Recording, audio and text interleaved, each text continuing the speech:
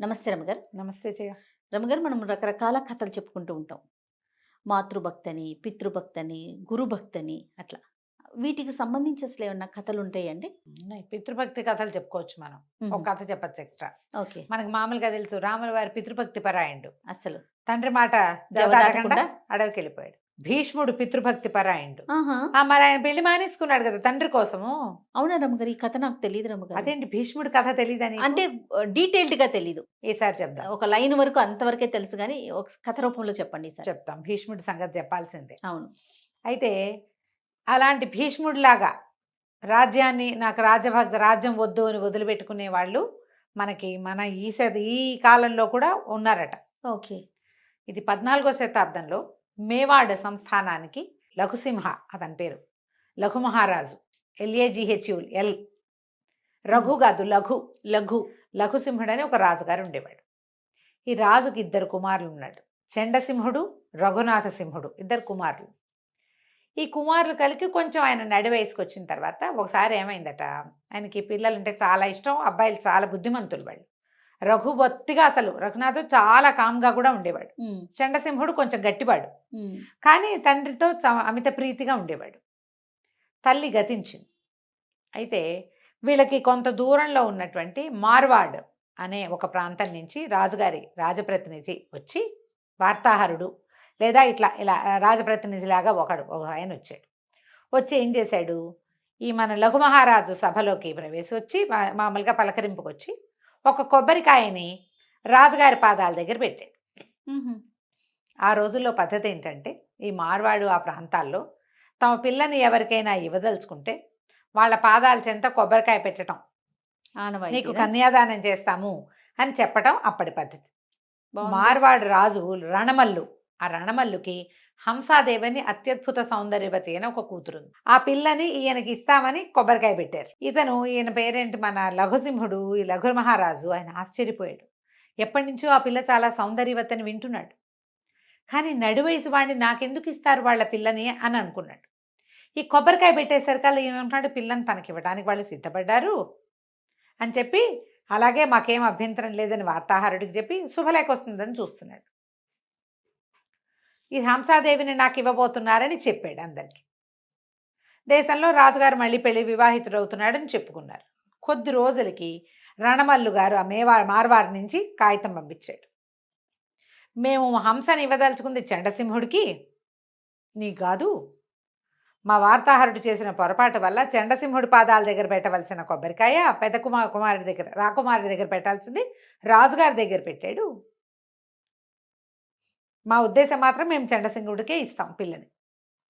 అలాగైతే మాకు ఓకే, నీకు ఇచ్చే ఉద్దేశం మాకు లేదు అనేసరికి ఈయన చాలా హర్ట్ అయిపోయాడు. ఆయన హర్ట్ అయ్యి బాధపడ్డాడు. కొంచెం సన్నిహితుల దగ్గర తెలుసుకుని ఈ చండసింహుడు ఏమనుకున్నాడు, చండు అని రాస్తారు, ఇతను మార్వారు వెళ్ళాడు. వెళ్ళి మీ వార్తాహరుడు ఏం చేసినా సభలో జరిగింది ఇది, మా తండ్రి వివాహానికి సిద్ధపడ్డాడు, పిల్లనిచ్చి పెళ్లి చేయమంటే నీకు ఇస్తాం కానీ మీ నాన్నకు ఇవ్వమన్నారు. ఇతను అన్నాడు, కాదు, ఏనాడైతే మీరు పంపించిన నారికేళ్ళం మా పితృపాదుల పాదాల దగ్గర పెట్టబడిందో దాన్ని మా తండ్రి ఎప్పుడు ఒప్పుకున్నాడో అప్పుడే హంసాదేవి మాకు మాతృస్థానంలో స్థిరపడింది. ఆమెని మా తండ్రికి ఇచ్చి వివాహం చేయటమే సరైన పని. పెళ్లి చేస్తారా, యుద్ధం చేస్తారా? అయ్యో అనేసరికి రణమల్లు ఏమన్నాడు, వాళ్ళది కొంచెం చిన్న సంస్థానం వీళ్ళకంటే. అట్లా కాదయ్యా, పోనీ నువ్వేదో ఇట్లా అంటున్నావని మేము ఒప్పుకున్నామనుకో, మా పిల్లని మీ నాన్నకిచ్చి పెళ్లి చేస్తాం. రేపొద్దున సంతానం కలిగితే రాజుగారి పిల్లలు అవుతారు, కానీ రాజులు ఎవరు? నీకు ఇవ్వదలుచుకుంది ఎందుకు? రేపు మీ నాన్న తర్వాత నువ్వు రాజు అవుతావు. మా మనవడు, మా దౌహిత్రుడు రాజకుమారుడు అవుతాడు, తర్వాత రాజు అవుతాడు. నీ తర్వాత నువ్వు జ్యేష్ఠుడివి, నీ జ్యేష్ఠ కుమారుడు రాజు అవుతాడు. రాజు అవ్వటానికి ఉండవలసిన దౌహిత్రుణ్ణి ఒట్టి రాకుమారుడిగా రాజుగారి చిన్నబ్బాయిగా చేయటం నాకు ఇష్టం లేదు. మా అమ్మాయికి పుట్టబోయేవాడు రాజు అవ్వాలని కదా అనుకున్నాం మరి అనేసరికల్లా చండు అన్నాడు, మా నాన్న కోరిక తీర్చండి, మీ మనవడే రాజు అవుతాడని చెప్పాడు. ఆయన వివాహానికి సిద్ధపడ్డాడు. ఆయన పరువు పోతుంది. నాకు రాజ్యం అక్కర్లా, మీ హంసాదేవికి కలిగిన కుమారులకే రాజ్యార్హత, మాకు రాజ్యం అక్కర్లేదు అని ఒప్పుకున్నాడు. జనమంతా ఆశ్చర్యపోయారు. తండ్రి కూడా ఆశ్చర్యపోయి కాదన్నాడు, కానీ కుమారుడు ఒప్పుకోవాలి. నేను మాట ఇచ్చేసా, ఆవిడ నీకు వాగ్దత్త, నీ మాట మీద పెళ్లి చేసుకుంటానని ఒప్పుకున్నావు నువ్వు, నేను వీళ్ళకి మాట ఇచ్చా, నువ్వు మాట తప్పద్దు నేను మాట తప్పను, పెళ్లి చేసుకోమన్నాడు. కొద్ది రోజుల్లోనే ఈ లఘు మహారాజుకి హంసాదేవికి వివాహం జరిగిపోయింది. ఆయన ఒక 45 ఏళ్ళవాడు, ఆవిడ ఒక 18-16 ఏళ్ళది. ఆ రోజుల్లో అలాగే చేసేవాళ్ళు. రాకుమారి వచ్చేసింది. కొంతకాలానికి ఒక 3 సంవత్సరాలు 2 సంవత్సరాలు 4 ఏళ్ళైందో ఆవిడకు కుమారుడు కలిగాడు. ముకుళుడు, ముకుళ సింహుడు అని పేరు పెట్టారు అతనికి, ముకుళ్ అన్నమాట. ఈ ముకుళుడు కాస్త చంటి పిల్లాడిగా, ఒక ఏడాది పిల్లాడిగా ఉండగానే ఏమైందట, ఈయన ఎక్కడికో వెళ్ళవలసి వచ్చింది ఈ లఘు మహారాజు. అప్పుడు ఏంటంటే గయా క్షేత్రం ఉంది కదా, గయా క్షేత్రంలో మహమ్మదీయులు, ఇది 14వ శతాబ్దం, అంటే అప్పుడే మొఘల్స్ వాళ్ళంతా వస్తున్న కాలం. మహమ్మదీయులు వచ్చి అక్కడ దేవాలయాలు అవి పాడు చేస్తున్నారని అక్కడికి వచ్చి రక్షించవలసిందని అక్కడి నుంచి కబురు వచ్చింది. కబురు వచ్చేసరికి ఈయన రాజుగా ఈయన వెళ్ళాలి. ఈయన ఏమన్నాడు, ఈయనకి అర్థం కాలేదు, ఇప్పుడు చంటి పిల్లాడిని వదిలిపెట్టి వెళ్తే, అందుకని చండుని పిలిచి అడిగాడు, నాయన ఇట్లా నేను యుద్ధానికి వెళ్ళాలి, వాళ్ళకి ప్రాతినిధ్యం వహిస్తానని, సహాయం చేస్తానని చెప్పారు. పైగా మన దేశ ప్రభావం తగ్గిపోతుంది, మన ధర్మం, మనం ఎక్కడైతే పూజ, గయా క్షేత్రం చాలా చిన్న క్షేత్రం కాదు కదా, బుద్ధగయ ఆ క్షేత్రం, దాన్ని చేయకూడదు, మన ధర్మం నిలబడి ఉన్న చోటది, అందుకని నేను అక్కడికి వెళ్తున్నాను, ముకుళుడి సంగతి ఏమిటి నాయన అన్నాడు. నాన్న నువ్వేం భయపడద్దు, ముకుళుడే రాజు, వాడిని కూర్చోబెట్టి నేను చేస్తా రాజ్యం, ముకుళుడి చేతిలో నుంచి సింహాసనం పక్కకి వెళ్ళనివ్వను అని మాటిచ్చాడు. ఓకే. ఈయన సంతోషంగా పెద్ద కొడుకు చేతిలో చిన్న కొడుకుని పెట్టి వెళ్ళిపోయాడు. 2 ఏళ్ళు యుద్ధం నడిచిందట, 18 నెలల పాటు. ఆయనేమో గతించాడు, అక్కడ మరణించాడన్న వార్త వచ్చింది. యుద్ధం గెలిచారు కానీ రాజుగారు మరణించాడు. రాజు లేకుండా ఎట్లా, ఈ ముకుళుడు 2 ఏళ్ళు నిండుతున్న పిల్లవాడిని సింహాసనం మీద కూర్చోబెట్టి, సింహాసనం పక్కన చిన్న పీఠం వేసుకుని చండు దాని మీద కూర్చుని రాజ్యాన్ని నడిపించడం మొదలుపెట్టాడు. ఇక ప్రజల్లో చండు మీద చాలా ప్రేమ వచ్చింది, ఇచ్చిన మాట నిలబెట్టుకున్నాడు కదా. ప్రజలు అసలు చండు పక్షమే అంత. ఆ స్థానంలో ఎక్కువ భాగం చండు స్నేహితులు వాళ్ళు ఉన్నారు. ఈ హంసాదేవికి మెల్లిగా భయం వచ్చేసింది. పిల్లాడే రాజైనప్పుడు సంతోషం వచ్చింది, కానీ క్రమంగా చండు ప్రాభవం పెరిగిపోతుంది. రేపు నాటికి పిల్లాడిని ఏమైనా చేస్తే, అయితే ఇలాగ మెల్లిమెల్లిగా పెరిగేసరికి చండుకి తెలిసిపోయింది ఇలా ఆవిడ అనుకుంటోంది అని. అయితే ఏం చెప్పాడంటే, అమ్మా నువ్వేం భయపడద్దు, మా నాన్నకి మాట ఇచ్చాను, నువ్వు ఇక్కడే ఉంటే వీళ్ళందరూ నీ వైపే చూస్తారు కానీ నా కొడుకు వైపు చూడరయ్యా, నాకు అది భయం అంత.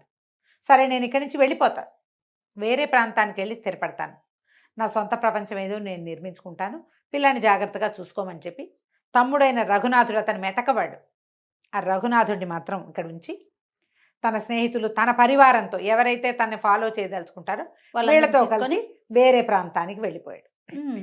ఎప్పుడైతే మేవాడ్ నుంచి చండసింహుడు వెళ్ళిపోయాడో ఆవిడ ఏం చేసింది, తన తండ్రికి వచ్చి కబురు చేసింది, వచ్చి కాస్త రాజ్యాన్ని చూడడానికి హెల్ప్ చేయి, పిల్లాడి పెంపకంలో నాకు సహాయం చేయండి అంటే. ఇది మహాద్భుతమైన రాజ్యం మేవాడు, చిత్తోడ్ గఢ్ అని చెప్పుకుంటాం కదా, ఆ గఢ్ ఉన్నది వీళ్ళకి. చాలా ఆస్తిపాస్తులు ఉన్నది, ఎంత సంపద ఉందో అక్కడ, ఎంత పంటలున్నాయో, సిరి సంపదలతో తులదూగుతున్న రాజ్యం ఇది. సో పుట్టింటికి కబురు చేసుకుంది. మరి తండ్రి తమ్ముడు కావాలి కదా సహాయానికి. ఆవిడ అన్నదమ్ములు వీళ్ళంతా కలిసి ఊసర క్షేత్రం, అది తొండల గుడ్లు పెట్టే క్షేత్రం, ఊళ్ళు అవి. మార్వాడు అంత మంచిది కాదు, మార్వాడు రాజ్యం చిన్నది, అక్కడ పెద్ద డబ్బు లేదు, రాజ్యమే ఉంది కానీ ఇంత సిరి సంపదలతో తులతూగేది కాదు. ఈ ఊసర క్షేత్రంగా ఉన్న ఈ మార్వాడిని వదిలిపెట్టి మేవాడు రాజ్యానికి షిఫ్ట్ అయిపోయారు వాళ్ళు. అక్కడ ఎవరికో అప్పచెప్పేసి అది చూస్తారు, అది వీళ్ళ కిందే ఉంటుంది. పెద్ద వాళ్ళంతా తండ్రి అన్నదమ్ములు ఇక్కడికి వచ్చేసారు. క్రమంగా రాజ్యంలో వీళ్ళ గట్టి చేసుకున్నారు. ఈ ఎట్టి పరిస్థితుల్లో అతన్ని రానివ్వకూడదు, చండుని ఇక్కడికి రానివ్వకూడదు, అంతఃపురం మీద వీళ్ళదే పెత్తనం. పుట్టింటి పెత్తనం చాలామంది చేస్తారు చూడు, ఇప్పుడు కూడా అట్లా. రోజులు గడుస్తుంటే ఏమైంది, ఒకనాడు సభ తీర్చి ఉన్నారు. ఆవిడ చాలా గట్టిగా ఉన్నారు, తెలుస్తోంది ప్రజలకి ఆవిడ పుట్టింటి వాళ్ళ ప్రభావం హెచ్చుగా ఉంది అని. ఆవిడ అన్నదమ్ములు కూడా కొంచెం తీవ్రంగానే ప్రవర్తించేవాళ్ళు. సభలో ఒకనాడు పిల్లవాడిని రాజసింహాసనం మీద కూర్చోబెడతారు కదా, ఎవరైతే రాజ్యం చేస్తున్నారో వాళ్ళు కింద ఒక పీట వేసుకుని కూర్చుంటారు. కింద పీఠం మీద కూర్చున్నాడు తాత. ఈ సింహాసనం మీద కూర్చున్న పిల్లాడు 4 ఏళ్ళు వాడే కదా, ఎక్కువ వయసు ఏమిది, 5 ఏళ్ల పిల్లాడు. వాడు ఏదో బంతి తెచ్చుకుని ఆడుకుంటూ బాల్ పడిపోయిందని దిగి కింద ఆడుకుంటున్నాడు. ఎప్పుడైతే రాకుమారుడు రాజే కదా, సింహాసనం మీద నుంచి దిగాడో సభలో ఉన్న వాళ్ళంతా లేచి నిలబడారు. అది ఆస్థాన మర్యాద. కానీ తాతైన రణవల్లు మాత్రం తన పీట మీద నుంచి లేవల. ఆయన తాంబూలం నవ్వులుతూ కుర్చీలో కూర్చున్నాడు. సభలో ఉన్న వాళ్ళంతా అసహించుకున్నారు. ఇప్పుడు రాజు పిల్లాడా పెద్దవాడా కాదు, రాజే. రాజు సింహాసనం, దానికి మర్యాద ఇవ్వాలి. ఆ స్థానంలో అట్లాంటి మర్యాదలు తప్పడానికి అసలు రజపుత్రులు అస్సలు ఒప్పుకోరు. రాజ్పూట్స్కి చాలా మర్యాదలు ఎక్కువ, వాళ్ళు ఒప్పుకోరు. మిగిలిన వాళ్ళందరికీ కోపం వచ్చింది. కానీ ఏమంటారు, రాణిగారి తండ్రి మాట్లాడకుండా ఊరుకున్నారు. కానీ ఈ పిల్లాడి వెనకాల ఒక దాది వస్తుంది. రోజు పిల్లాడిని ఎత్తుకొస్తుంది, అది దింపుతుంది. వాడికి ఏమైనా ఆకలిస్తుంది, అవి ఇవి మంచినీళ్ళు కావాలి, ఏమైనా కావాలంటే ఇస్తుంది. సభ అంతా అయిపోయాక పిల్లాడిని ఎత్తుకు తీసుకుపోతుంది. అక్కడ నుంచున్న దాది చండసింహుడిని పెంచింది దాదే. పిచ్చి కోపం వచ్చేసి పిల్లాడిని ఎత్తుకుని వెళ్ళి, మీ నాన్న ఏం చేస్తున్నాడో తెలుసా, కనీసం నీ పిల్లాడు రాజు అతనికి మర్యాద కూడా ఇవ్వటం లేదు. పిల్లవాడికి మహారాజుకు మర్యాద ఇవ్వద్దు, రాణాకి మర్యాద ఇవ్వని వాడు అసలు ఈ రాజ్యంలో ఉండకూడదు, నువ్వు వాళ్ళని తెచ్చి పెట్టావని చెప్పేసరికల్లా ఆవిడ ఏం చేస్తుంది, తండ్రిని పిలిచి, ఇట్లా చేస్తున్నావా నువ్వు, ఇది పద్ధతేనా, ఆస్థానంలో అందరూ ఏమనుకుంటారు, మా రాజ్యంలో ఏ పద్ధతో ఆ పద్ధతి ప్రకారం నువ్వు నడవాలి అనేసరికల్లా ఆయన ఈడ్చి ఒకటి కొట్టాడు కూతురు. నోరు మూసుకుని పడుండు, నీ బెత్తనం ఏంటి, రేపొద్దున దీనికి రాజు నేను, ఏమైనా పిచ్చి వేషాలు వేసామంటే పిల్లాన్ని నిన్ను కూడా లేపేస్తామని బెదిరించి. దుఃఖం వచ్చేసింది, ఏం చేయాలో తెలియలే ఆవిడికి. ఇంతలో ఏమైంది, కొద్ది రోజులు గడిచాక రఘునాథుడిని సింహుడిని సంహరించేశారు. రెండో రాజకుమారుడు అంటే చండసింహుడి తమ్ముడు. ఇప్పుడు ఆయనకి మందు పెట్టి మరణించేలాగా చేశారు. ఎప్పుడైతే ఆవిడ తను మరణించాడో ఇంకా తన వంతు తన పిల్లాడి వంతు ఈవిడికి తెలిసిపోయింది. ఇక చాలా దుఃఖపడి ఎలాగైనా చండుడు రావాలని, ఆవిడకి ముందు ఏమనిపించింది, ఇతను ఏం చేసేస్తాడో అనిపించింది. ఏం చేసినా ఆ రాజ్యానికి రాజు అతను, అది అసలైన వారసుడు. ఇప్పుడు వేరే వాడిని తెచ్చి తను కూర్చోబెట్టింది కాదు, అంతే. అక్కడ తనకి మర్యాద లేదు. కనీసం ఆ పిల్లాన్ని ఏమైనా చేస్తే ప్రజలు ఏమైనా అనుకుంటారని భయం ఉండేది చండుడికి. వీళ్ళకేం భయం, ఈ ప్రజలు వీళ్ళ వాళ్ళు కాదు, మీ జాతి కాదు, మా కులం వేరు, మీ కులం వేరు, అలాంటి ధోరణి ఉండేవి. దాంతో ఈవిడ కబురు చేసేసరికి అంచెలంచెలుగా చండుడికి కబురు అందింది, తన తమ్ముడు మరణించాడని, యువరాజు అదే పసివాడైన రాజు ప్రాణాలు ప్రమాదంలో ఉన్నాయని, హంసాదేవి తీవ్ర దుఃఖంలో ఉందని కబురు వెళ్ళిపోయేసరికి చంద్రుడు ఏం చేశాడు, ఒక ప్లాన్ ప్రకారం చేశాడు. ముందు తన స్నేహితుల గుంపందని పంపించాడు. తను రాకుండా ఈ గుంపంతా వచ్చారు. మిగిలిన స్నేహితులు వచ్చేసరికి ఊళ్ళో వాళ్ళంతా ఎందుకు వచ్చారంటే, ఎన్నాళ్ళు ఉంటాం మన రాజ్యం వదిలిపెట్టి, చంద్రుడు రానన్నాడు వెనక్కి, ఇక అతను వదిలిపెట్టి మేము వచ్చేసాం అని ఆ స్థానంలో కొలువుల్లో ఉన్న వాళ్ళు ఆ స్థానంలో చేరిపోయారు. వీళ్ళు మనుషులు గుంపుగా వెళ్ళారంటే, ఓ 10 మంది వెళ్ళారనుకో, 10 మందికి ఒక్కొక్కడికి 1800, 700 చొప్పున సైన్యం ఉంటారు. అందరు రాజ్పూట్సే కదా, ఎవరి గుంపు వాళ్ళకు ఉంటుంది. మొత్తం అన్ని సమూహాలు ఊళ్ళోకి చేరిపోయినాయి. మొదట అక్కడి నుంచి ఎప్పుడైతే వీళ్ళంతా వచ్చి కొలువుల్లో కుదురుకుని ఈ పిల్లాడిని పహరా కాసేస్తున్నారనమాట, పిల్లవాడికి ఏ ప్రమాదము రాకుండా. ఆవిడకి రోజులు గడిచే కొందుకి ఆవిడ ఏం చేసింది, ఏదో లక్ష్మీ పూజ చేయాలని కొంచెం దూరంగా ఉన్న ఒక దేవాలయానికి రాజకుమారుడిని తీసుకెళ్తున్నానని, అదే రాజుని తీసుకెళ్తానని ప్రచారం చేసింది. ఆవిడ ఏదో పూజలు పెట్టుకున్నాను అని చెప్పి ఈ 5-6 సంవత్సరాల వయసు ఉన్నటువంటి ఈ ముకుళ సింహుడిని కూడా తీసుకుని రాజుతో సహా వెళ్ళాలని చెప్పి వెళ్ళేసరికల్లా సరే వెళ్ళేటప్పుడు మరి రాజు వెళ్ళాలంటే కదిలి ఆయన ఒకడు వెళ్ళడు కదా, ఆయనతో పాటు ఎంత పరివారం, ఎంతమంది అంగరక్షకులు ఎంత వెళ్తారు, పెద్ద గుంపు పోయింది. ఆ గుంపు అంతా వెళ్ళేసరికల్లా అక్కడి నుంచి చండసింహుడి గుంపు కూడా దానికి యాడ్ అయ్యింది. ఆ ఊళ్ళో నుంచి ఈ గుంపు ఆ గుంపు మొత్తం వచ్చేసినాయి. ఈ ప్రజలు ఇక్కడ ఉన్న రాజుగారి మావగారు ఏమనుకున్నారంటే, రాజకుమారుడి సైన్యం వెళ్ళింది, రాజకుమారుడి సైన్యమే వచ్చింది అనుకున్నారు. కానీ అందులో చండుడు చేరాడని తెలుసుకోలేదు.